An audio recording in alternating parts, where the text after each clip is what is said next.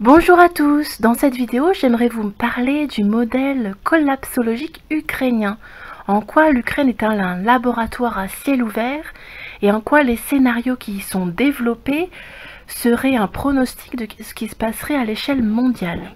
Je vais vous lire un article que j'ai trouvé sur internet, les sources dans la description comme d'habitude. Ce texte repose sur une trouvaille brillante, c'est-à-dire la conceptualisation de l'idée que l'Ukraine est un modèle grandeur nature de l'effondrement, du collapsus, qui est le thème de la discipline développée par Orlov, la collapsologie. C'est un laboratoire in vivo et en temps réel du processus de l'effondrement. D'une certaine manière, on pourrait exposer l'hypothèse que le destin de l'Ukraine est sans doute un des modèles de ce qui nous attend à l'échelle mondiale. D'autres pays se sont effondrés, on les appelle les failed states, mais aucun ne l'a fait, ou plutôt n'est en train de le faire, de lui-même, sans intervention brutale, décisive de l'extérieur, et certains d'entre eux sont éventuellement capables de se relever lorsqu'une cause extérieure majeure sera anéantie. Donc un ennemi extérieur est mis en place. Ce n'est pas le cas de l'Ukraine. Littéralement, l'Ukraine se déstructure et se dissout d'elle-même parce qu'elle dispose de tous les ingrédients collapsologiques que produit le système dans le développement de son équation surpuissance-autodestruction.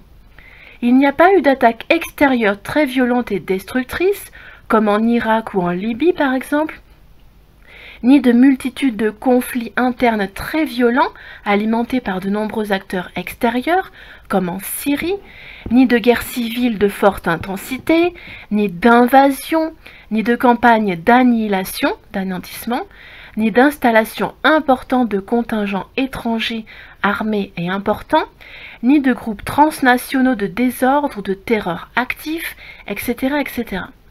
Il y aurait pu y avoir l'un ou l'autre de ces éléments, et il y a eu, comme on dit, des départs de feu dans ce sens, mais rien de décisif et l'Ukraine a été laissée à elle-même. D'où cet aspect de laboratoire à ciel ouvert des États-Unis, sans aucun doute. Le sort actuel de l'Ukraine a été préparé et développé par une intervention déstabilisatrice initiale de l'Union européenne, à partir de novembre 2013.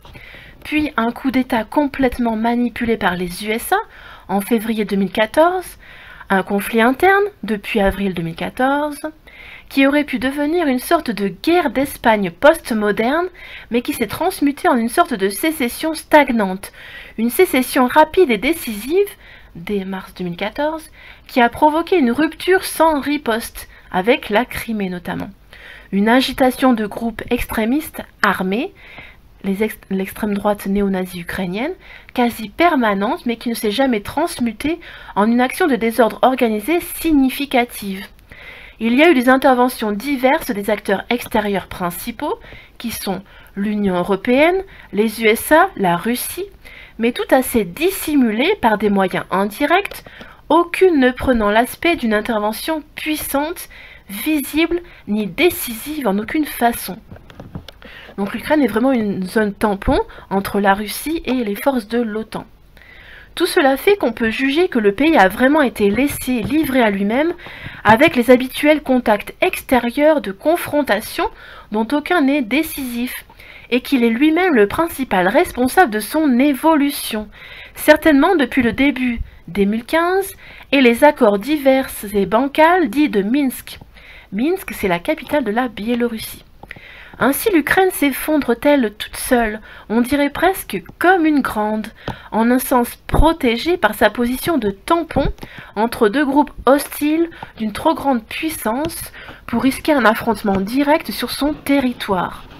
La description qu'en fait Orlov, le scientifique, peut alors être considérée en plus d'un laboratoire in vivo et en temps réel du processus de l'effondrement comme une sorte de répétition générale du processus d'effondrement auquel mène notre système et la contre-civilisation qu'il a développée. Comme on peut le lire, Orlov, le scientifique, y distingue les 5 formes de collapsologie qu'il a lui-même déterminées dans sa théorie. Les effondrements culturels, sociaux, politiques, commercial et financier.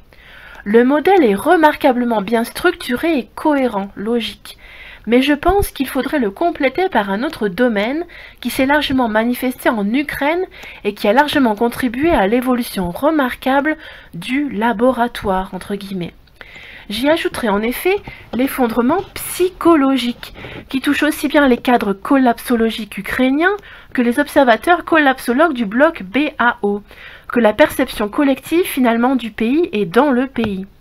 Il s'agit du point de vue des effets de cette collapsologie spécifique, de l'effondrement de la perception de la réalité, de l'effondrement de toute intelligence critique, de l'effondrement enfin de tout usage du libre arbitre dans le chef de ces deux groupes collapsologiques.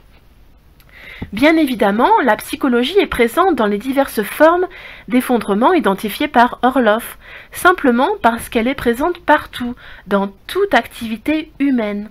Mais je crois qu'il faut lui donner une dimension singulière et spécifique qui transcende les diverses autres formes d'effondrement. Il s'agit d'une sorte de bulle psychologique dans laquelle est enfermé le sujet, ou l'État, ici l'Ukraine, qui a conduit à identifier des traits spécifiques hors du commun, des phénomènes extraordinaires apparus dans toutes leurs dimensions à l'occasion de la crise ukrainienne, principalement le phénomène du déterminisme narrativiste, dont je fais grand usage et dont on fait grand usage sur le site.